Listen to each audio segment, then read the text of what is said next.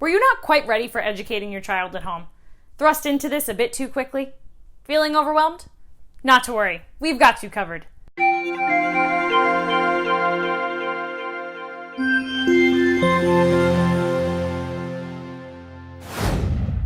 Hello, I'm Samantha from Learning Success, and welcome to Educating at Home, an initiative by Learning Success to help you become the expert educator for your child.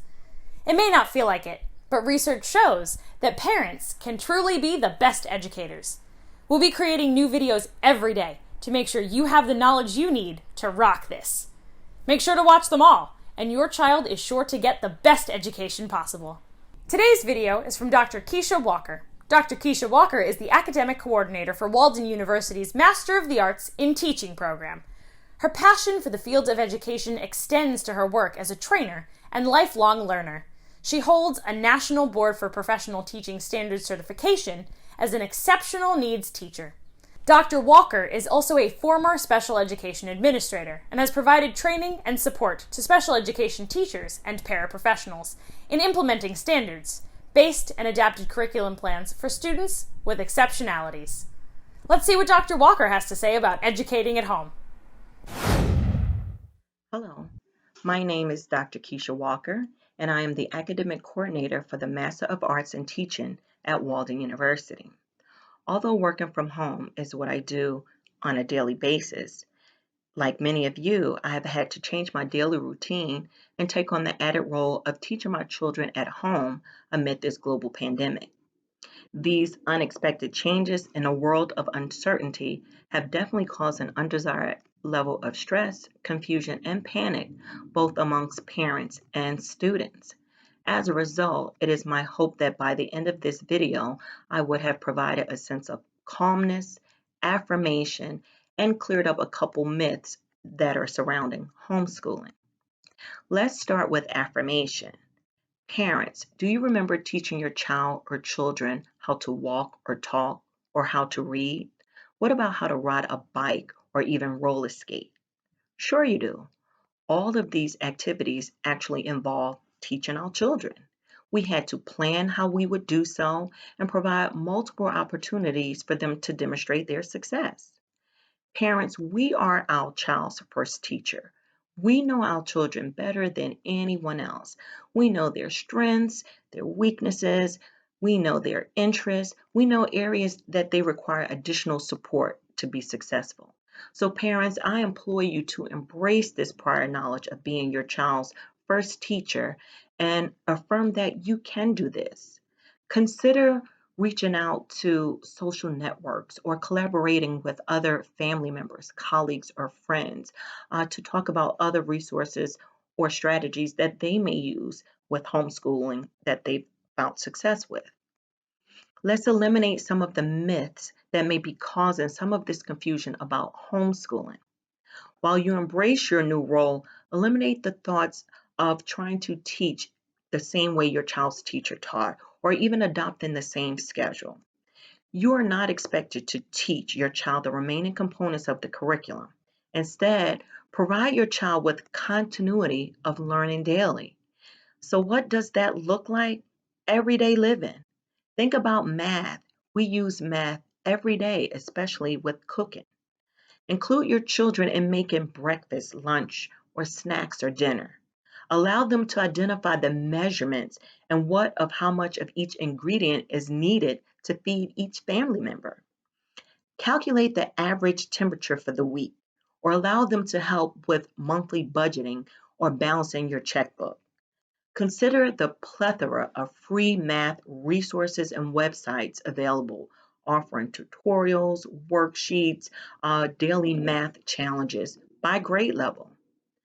Reading is one of my favorite activities with the family. Engage in a family book study. Have a discussion about what was read or favorite characters, or make comparisons to other books on similar topics. If your child is reading their own books, allow them to share a chapter summary with the family. Make predictions about what will happen next, or even change the ending of the story. These activities help create healthy reading habits for our children. Writing. This by far is the best time to practice writing, especially journaling. This could also be a family activity, allowing everyone the opportunity to free write, to clear their minds. Allow your child to write a story about what their plans are or what they're going to do when things go back to normal. You may have to put an end time on that task because if your child is anything like mine, all she does is talk about what she's going to do when things get back to normal. Another confusing myth is thinking you have to teach the full school day or that your child needs to be working on an educational task or activity all day long. This is not true, and this will burn both you and your child out really fast. Establishing a consistent schedule, including the assignments and tasks to be completed, is essential. Including your child in creating this schedule will create buy-in. Uh, Include family activities like board games, completing puzzles, or card games. Offer opportunities to celebrate success or the completion of milestones. Take baby steps. Remember, the goal is continuity in learning, not busy work or doing an activity in every subject every day. Lastly, let's address calmness. While there may not be an immediate end date in sight, we must adopt a level of mindfulness as we go through this pandemic. Take time out for fun, fitness, and relaxation. Family walks and exercise, meditation and yoga. These activities help calm our brains and bring our present to the now. Concentrate on breathing and how your body and children respond to calmness.